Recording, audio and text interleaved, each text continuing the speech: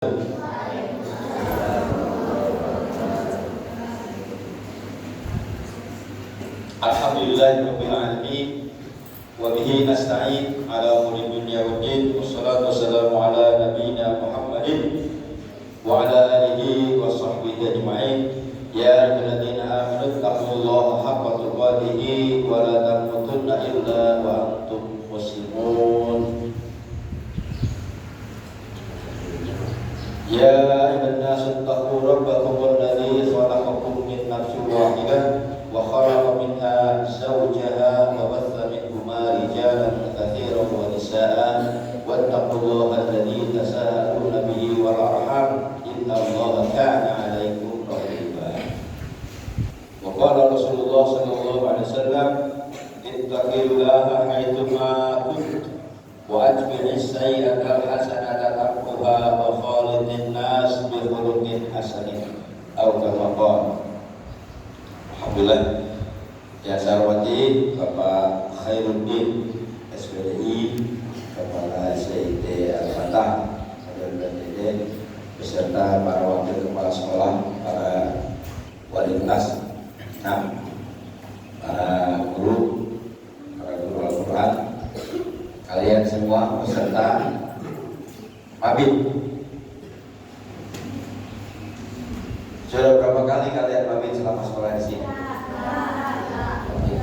Berarti setahun sekali. Setahun lebih. Ya. Enak kalau mabit? Enak. Yang bikin kalian mabit itu enak apa?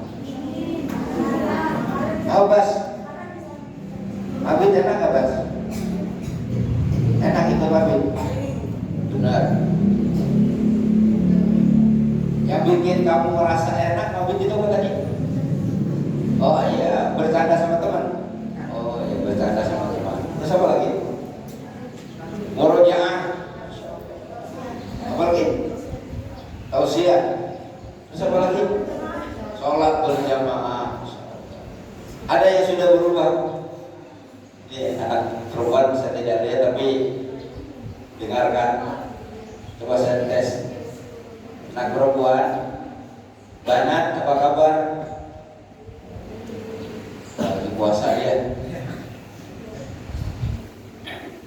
Apa yang sudah berubah? Apa yang sudah berubah pada diri kalian? Sikap. Apa lagi? Apa? Adab.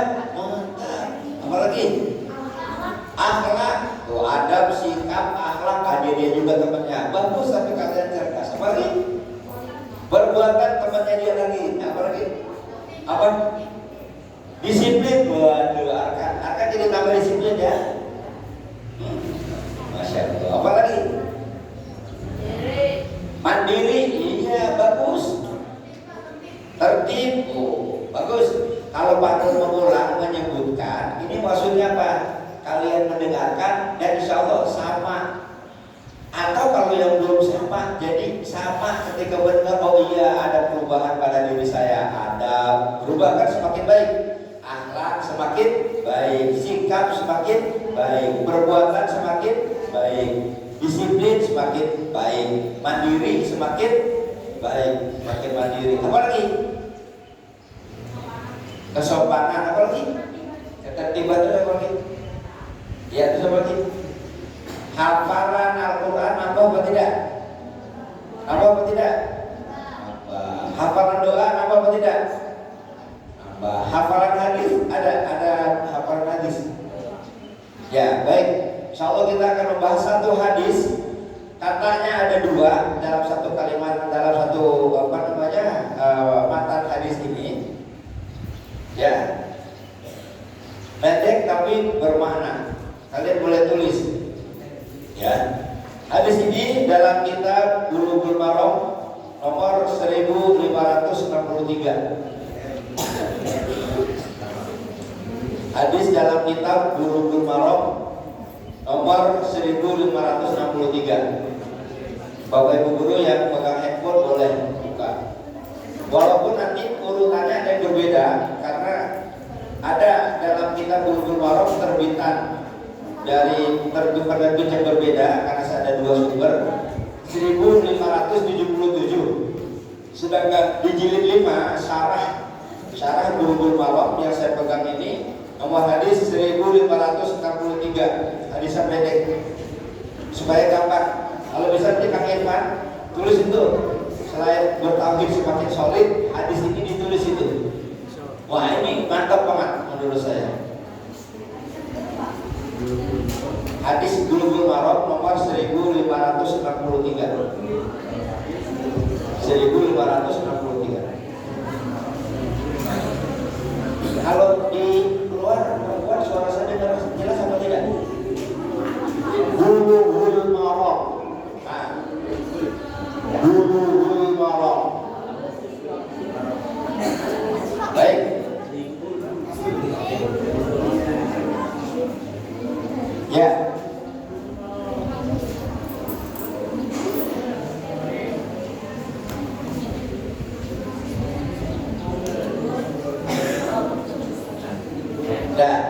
Ya, bismillah. Saya membacakan dulu, nanti yang intinya yang kalian tulis nanti saya sebutkan. Wa anhu qala Rasulullah sallallahu alaihi wasallam,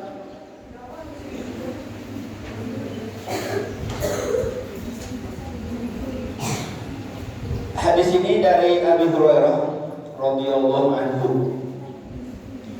Kemarin kalian mendapatkan pelajaran sirah, ya, sirah nabawiyah dari Pak Ustaz Yus Kosasi SHI tentang siapa tokohnya? Siapa tokohnya?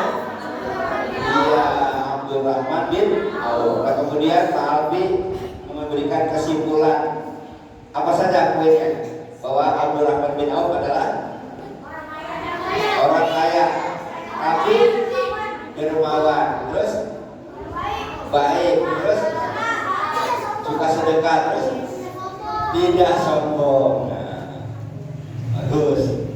Jadi namanya kalian udah berubah tuh dari tidak tahu tentang Abdurrahman bin Auf, sahabat Rasulullah. Kalau beliau itu, ya, ahli sekali dalam masalah dagang, ya, mungkin sudah dijelaskan oleh Pak Yus, ya. Jadi di mana ada pasar kemudian dia dagang pasti laku. Kenapa laku? Pintar berdagang terus. Iya, terus ada karakternya tuh apa? Dan kita bahas juga di sini nih, berkaitan ini. Dia tidak sombong lagi. Jujur. Nah, ntar kita bahas di dalam hadis ini nih. Hadisnya singkat cuma 3 kata, kamu 10 detik aja kamu hafal. 10 detik aja kamu hafal. Jujur. Nah, Abdurrahman bin Auf, beliau di dalam berdagang jujur. Ya, makanya cepat laku, cepat kaya. Ya, jadi ketika hijrah dari Mekah ke Madinah, ya, jadi beliau nggak usah cari yang modal dan segala macam, cukup pinjam sebentar, beliau dagang dan aku kembali lagi modal. Hebat, ya. Apakah kalian bisa? Insya Allah bisa. Yang penting optimis dulu. Baik. Nah, setiap sahabat Rasulullah SAW maka disebut di belakangnya, kalau Nabi Muhammad itu kan Sallallahu Alaihi Wasallam. Apa artinya? Semoga Allah memberikan apa? Keselamatan, keberkahan kepada Rasulullah. Ya. Nah, anak-anak sekalian, ini kalian boleh catat cepat, ya, boleh catatnya secara cepat.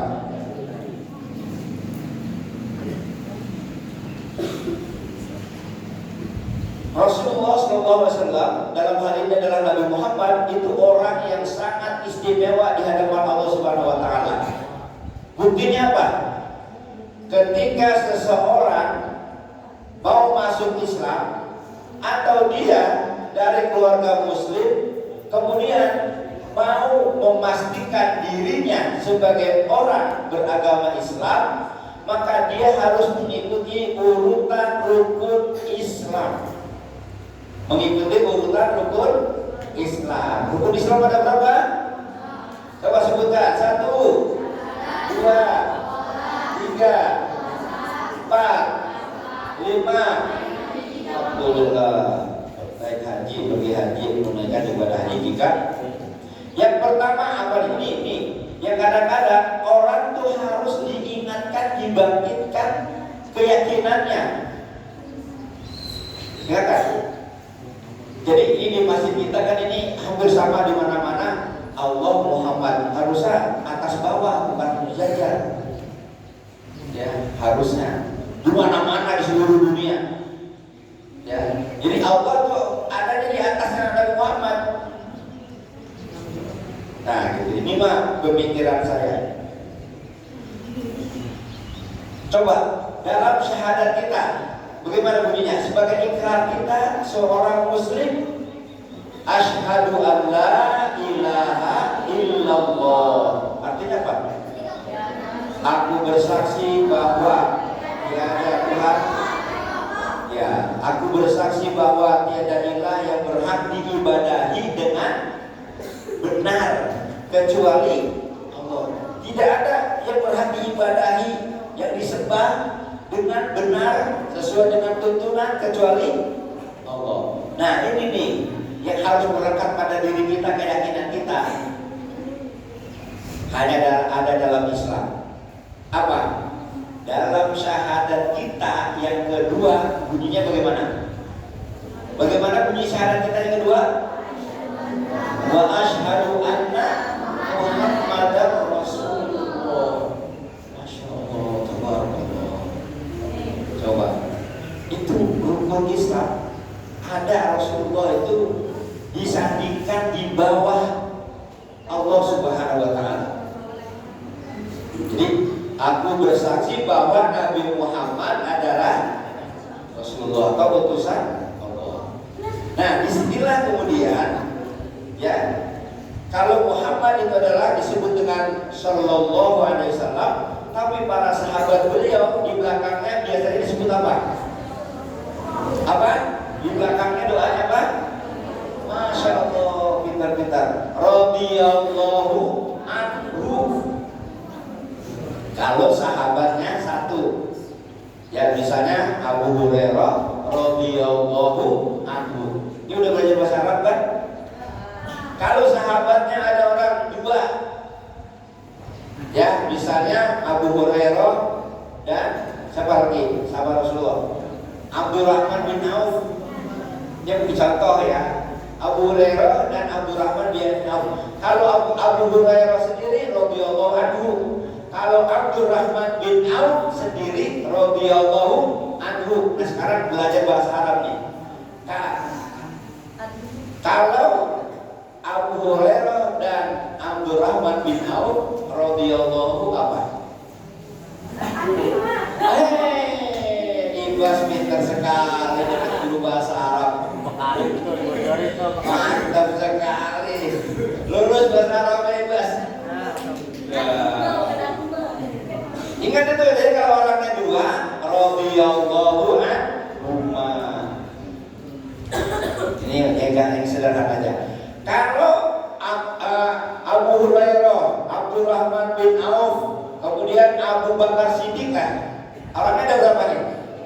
3, lebih dari 2. Lebih dari 2 kan? Kalau 1 radhiyallahu, kalau 2 radhiyallahu anhu. Sebutin radhiyallahu anhu. Sekarang ini baru pakai kode tangan. Kalau 1, 2, ya. Nah, kalau 3, anhum. iya, bukan anhum doang, radhiyallahu anhum. Itulah salah satu hikmah dari guru bahasa Arab. Alhamdulillah ya. Jadi kalau menerjemah begini, radhiyallahu anhu. Apa? Radhiyallahu anhu. Mana suaranya? 1, 2,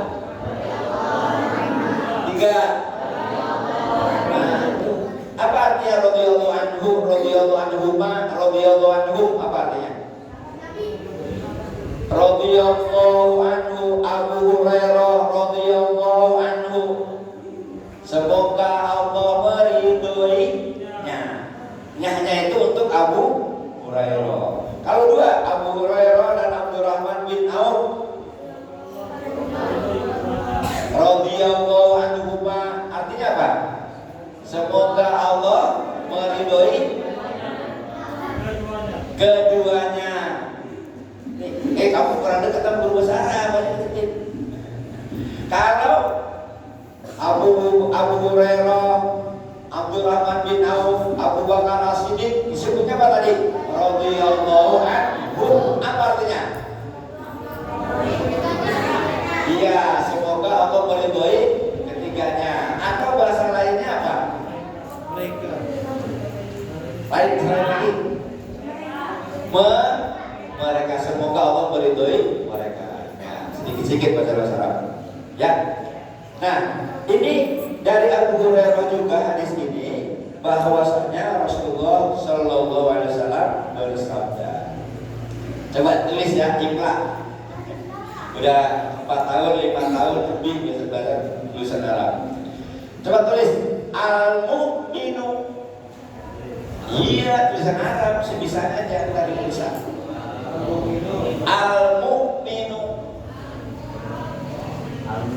Al-mu'minu.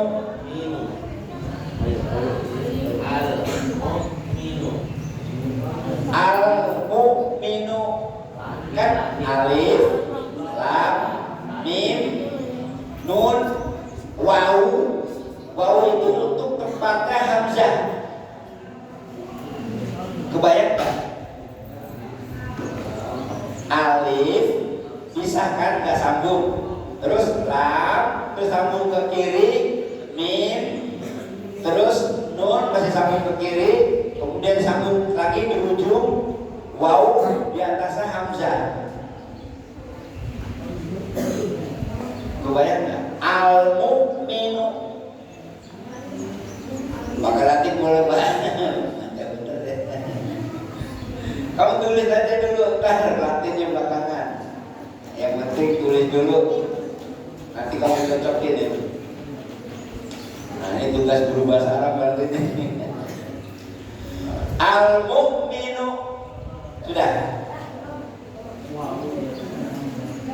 Al-mu'minu. Kan hurufnya alif sendiri, nggak boleh disambung ke kiri alif itu. Al-mu'minu. Alif terus lam. Lam disambungnya ke kiri sama huruf mim. Al, alif, lam, mim. Al, ya al, mu, minu. Mim ke kiri sambung ke huruf nun. Huruf nun titiknya berapa? Kalau titiknya 2, kalau titiknya 3, nah, kalau titiknya di bawah, kalau nggak ada titiknya, kalau nggak ada titiknya, nggak bisa dibaca. Nah, inilah kode yang sangat bagus, simbol apa ya? Udah, alif sendiri, terus lam, mim. Tadi Pak Pandu salah. Maaf, Pak ulang. Alif, terus lam, mim, waw. Waw dulu, waw itu untuk tempatnya hamzah mati. Mu, al-mu, ya, bukan alif, tapi hamzah. Waw, kemudian di atas waw itu hamzah. Kemudian karena waw tidak boleh disambung ke kiri, maka udah sampai di situ. Kemudian kita minu, mim, nun disambung. Al-mu'minu. Coba nanti dicek ya. Udah. Mir'atu. Mim, ro, mir. Terus halo, ini siapa? Mir, nyambung, mir. Kemudian alif. Di situ ada hamzah ya. Mir, atu. Kemudian tu-nya adalah ta marbutoh. Tahu ta marbutoh? Tahu tak marbuto atau enggak? Yang bulat titiknya 2 di atas. Mir'atu. Mir'atu. Alhamdulillah. Coba sebut. Al-mu'minu mir'atu. Belum, baru satu kata lagi. Kata yang pertama tulis lagi. Apa kata yang pertama? Iya, benar. Al-mu'minu mir'atul mu'min. Mir'atul mu'min. Jadi kata yang ketiga adalah al-mu'min juga. Alif, lam, mim, waw. Di atas wawunya ada hamzah, kemudian ada tanda sukun, terus minu. Jadi kalau dibaca gimana? 1, 2, 3. Masya Allah, pintar. Al-mu'minu mir'atul mu'min. Ya tulis dulu deh. Sambil Pak Nur minum.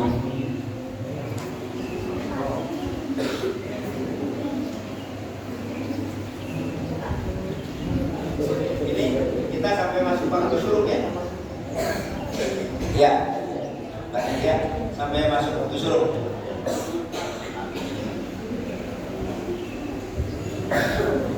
Di daily activity ada nggak? Ada di daily activity ada? Ya, ayo. Coba. Nah ini hadis ini dikeluarkan oleh Abu Daud, kemudian dengan sanad yang hasan. Akhrajahu Abu Daud bi isnadin hasanin. Nah, sekarang kita hafalkan dulu 10 detik ya. Siap 10 detik? Ikuti Pak Nur. Al-mu'minu mir'atul mu'min. Coba laki-laki. Perempuan. Allah subhanallah. Nunya jangan dipanjangin. Al-mu'minu mir'atul mu'min. Ya. Kalau kata-kata yang pertama dan yang kedua kalian udah bisa. Apa artinya? Ya pintar. Orang mukmin. Al-mu'minu itu orang mukmin, orang beriman. Mir'ah itu apa? Nah ini anak perempuan yang paling sering. Anak laki-laki kadang-kadang suka cuek. Kalau kamu habis mandi, setelah mandi andukan, atau sebelum mandi, atau ketika mau berangkat ke sekolah, ngapain? Menutup aurat ngapain? Biar kamu tahu tuh rapi apa tidak, acak-acakan apa tidak rambut, biar tahu di sini ada semut apa tidak apa? Kaca. Bahasa lainnya apa? Cermin. Pintar sekali.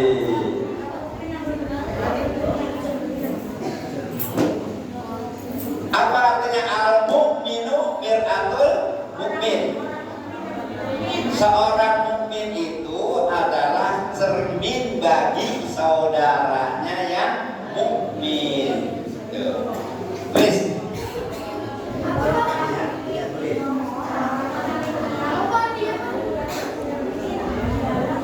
Orang mukmin yang bercermin ialah mukmin.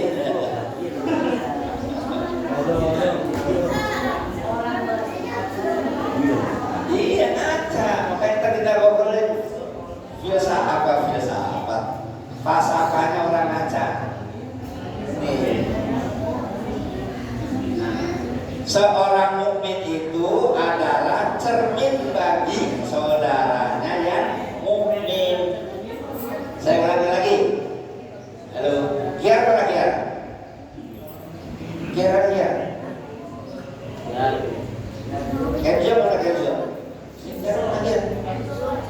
Coba tulis.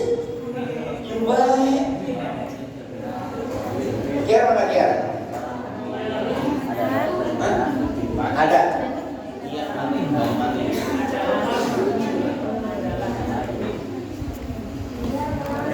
Ya, mana?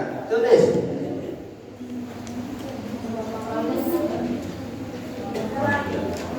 Udah.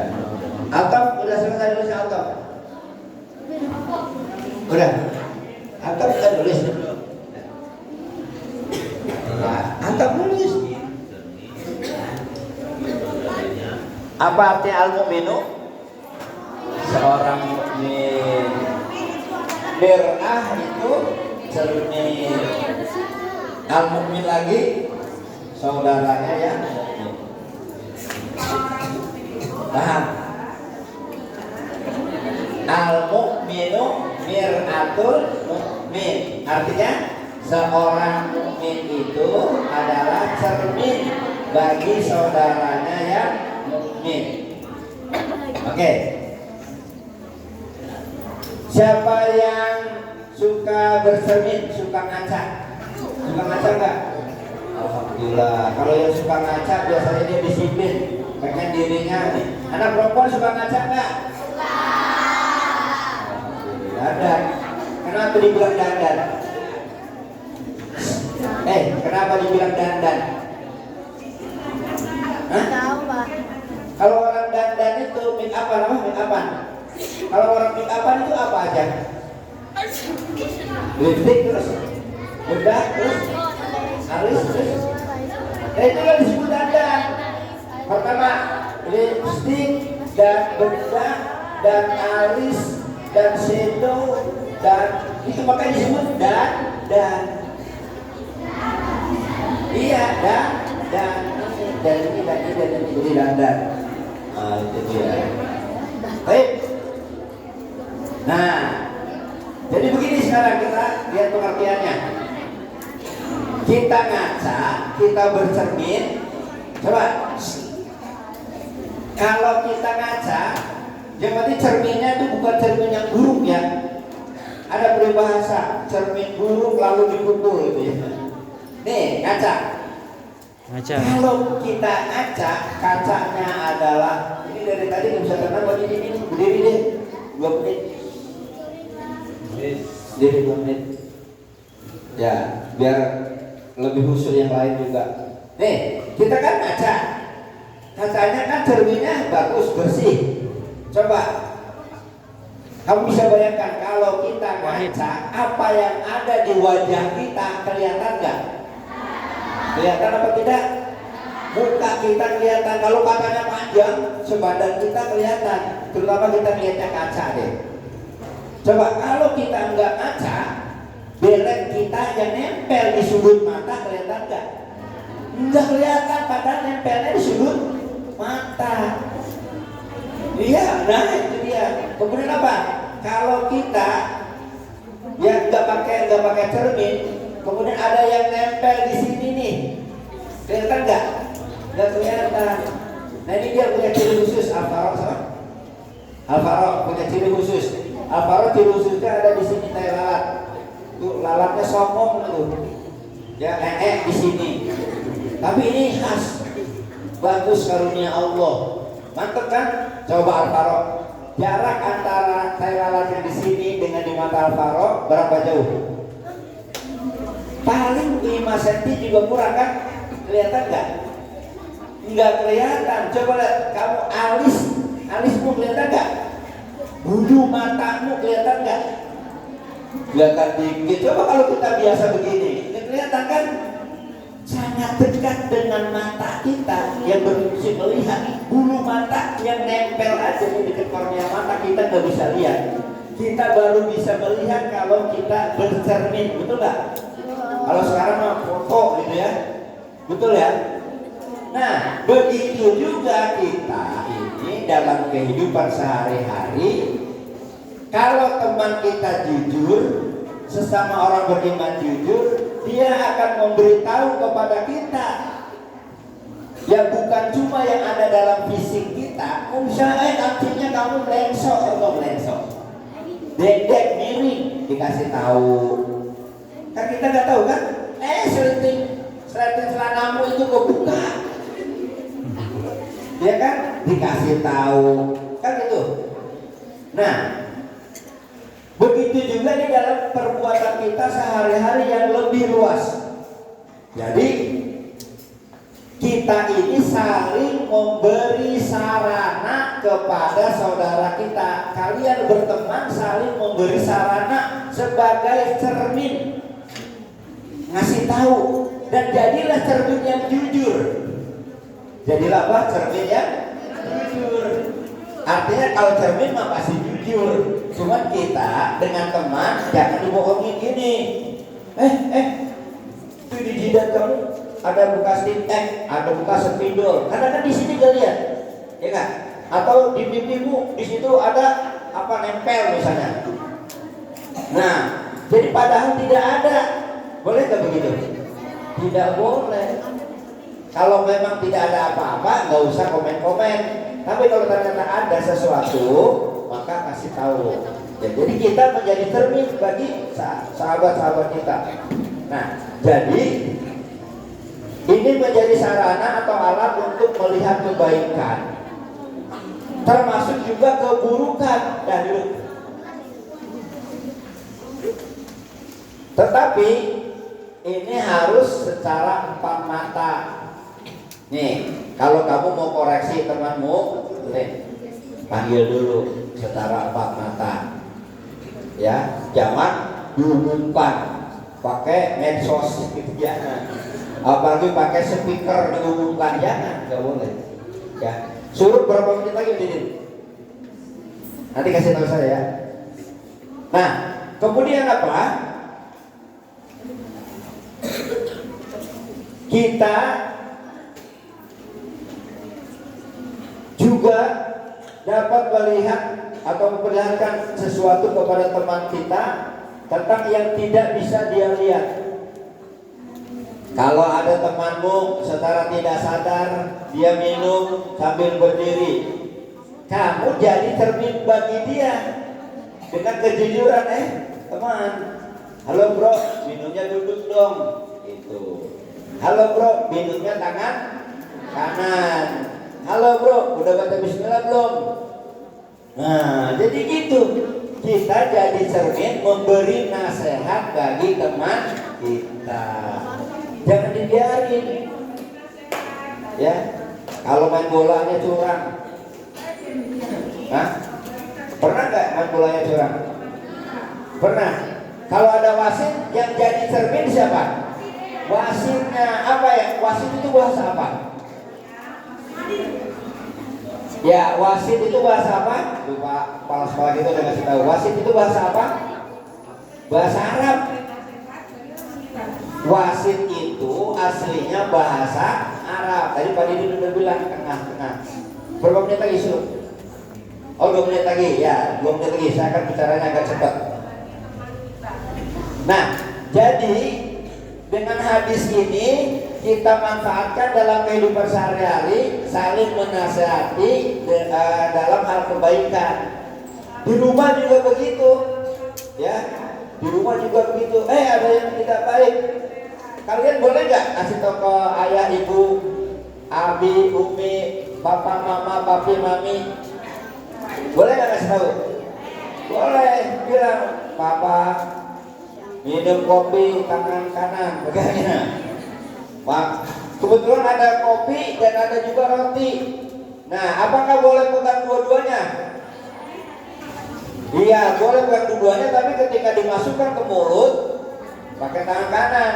Ingat, bagi-bagi tugas. Tangan kanan tugasnya memasukkan makanan ke dalam mulut. Tangan kiri tugasnya membersihkan kotoran cebok. Udah bagi tugas. Makanya kalau kamu makan minum pakai tangan kiri, itu ikutin cara setan. Setan makan dan minum pakai tangan kiri. Sedangkan kita tangan kiri digunakan untuk cebok.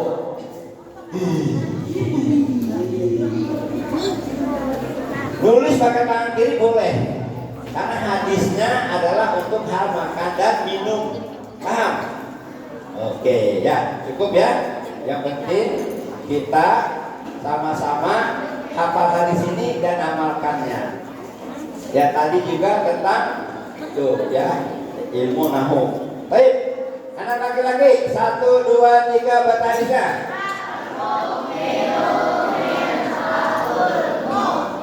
Nu-nya jangan dipanjangin. Al-mu'minu bukan al-mu'minu. 1, 2, 3. Alhamdulillah. Artinya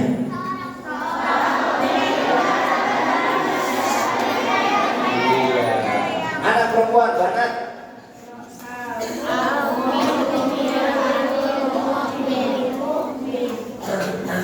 Ulangi lagi banget 1, 2, 3. Ya, punya masih nyeplos. Al-mu'minu mir'atul mu'min. 1, 2, 3. Artinya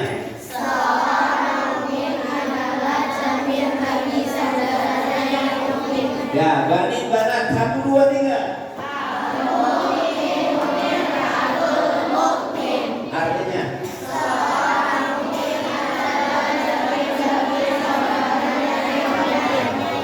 utamakan ini adalah hadis dari Rasulullah. Hadis ini sahih ya. Utamakan insyaallah. Baik, sebentar lagi kita sholat sunnah isyraq. Karena masuk waktu syuruk harus tambah 5 atau 10 menit. Tidak pas misalnya pukul 5:55 kita tambah pukul 5:59. Pukul 6 ya, pukul 6:00. Ya ada kesempatan yang wudunya sudah batal, wudu lagi. Kalau yang tidak batal siap-siap untuk sholat sunnah isyraq. 2 rakaat. Ya, niat itu adanya di dalam hati. Berniat belum. Ya, berniat di dalam hati bahwa mau sholat sunnah isyraq. Baik. Belum. Duduk dulu. Nah, dengarkan.